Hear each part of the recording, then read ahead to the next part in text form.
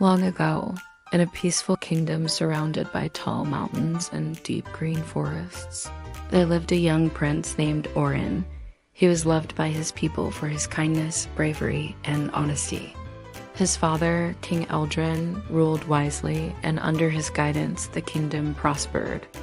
But one harsh winter, tragedy struck. King Eldrin fell gravely ill. His face grew pale, his strength faded, and no healer in the land could find a cure.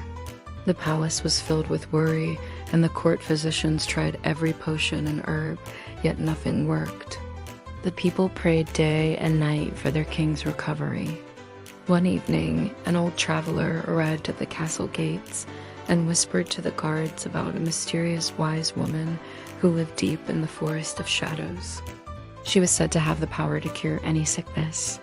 But reaching her was dangerous, for the forest was filled with wild beasts and magical traps. Without hesitation, Prince Orin saddled his horse and set off into the cold night. His journey was long and perilous.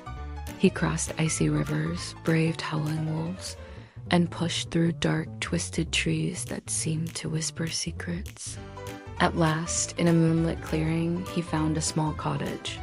Outside stood an old woman with bright, knowing eyes, who greeted him as though she had been expecting him. "I know why you have come, Prince Orin," she said softly. "I can heal your father, but nothing in this world is free. You must promise me that if I ever call upon you, no matter where you are or what you are doing, you will come and help me." Without thinking twice, the prince replied, "I promise on my honor as a prince." The wise woman handed him a single glowing flower, its petals shining like gold. "Brew this in hot water and let your father drink. He will be well by sunrise." True to her word, when King Eldrin drank the tea, his color returned, his strength came back, and the palace rejoiced. The people celebrated, but Prince Orin never forgot the promise he had made that night in the forest. Years passed, and the kingdom flourished. Then, one summer morning, as the prince was overseeing the building of a new bridge, a white dove landed on his shoulder with a small golden ribbon tied to its leg. The ribbon carried a message: "The time has come. Keep your promise. My daughter is in great danger." Without delay, Prince Orin prepared for another journey. He followed the directions written on the ribbon, traveling beyond the kingdom's borders to a land of mist and silence. There, he found the wise woman once more, but she was no longer alone. With sorrow in her eyes, she explained that her daughter, Lyra, had been captured by a cruel sorcerer who lived in a black tower across the Sea of Storms. Prince Orin agreed to help without hesitation. This journey was even more treacherous than the first. He sailed through violent waves, fought off sea serpents, and climbed jagged cliffs until at last he reached the Black Tower. Inside, the air was heavy with dark magic.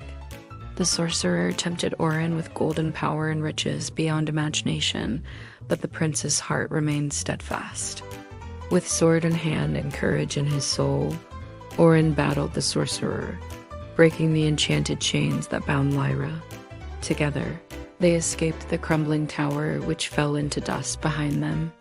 When they returned to the wise woman's cottage, she revealed her true form. She was not a mortal healer at all, but a fairy queen in disguise.